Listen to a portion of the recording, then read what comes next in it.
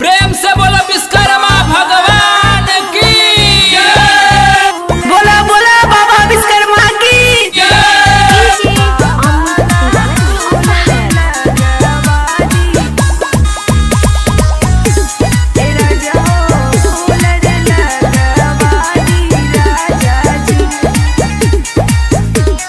मन से सजलियो हम बाबा के मंदिरिया और कथिले बुधनी बाबा के मनाई। ए मन से सजलियो हम बाबा के मंदिरिया और कथिले बुधनी बाबा के मनाई। लागे है गरमिया बेनिया डोलाई देता हो ए राजा हो ए राजा हो बाबा ला कूलर लगवादी राजा जी ए राजा हो बाबा ला कूलर लगवादी राजा जी ए राजा जी लगवा दिया। बाबा विश्वकर्मा जी दूर से आइल बारे गर्मी लागत हुई है। जीएम रिकॉर्डिंग स्टूडियो बेला दरभंगा।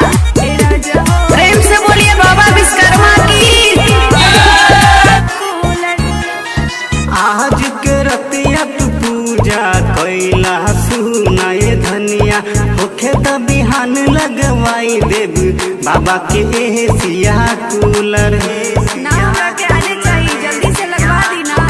आज के रतिया तू पूजा कैला सुनाए धनिया होखे त बिहान लगवाई देव बाबा के एसिया कूलर। रजनीगंधा फूलवा से मंदिर रे सजाई देता हो ए राजा हो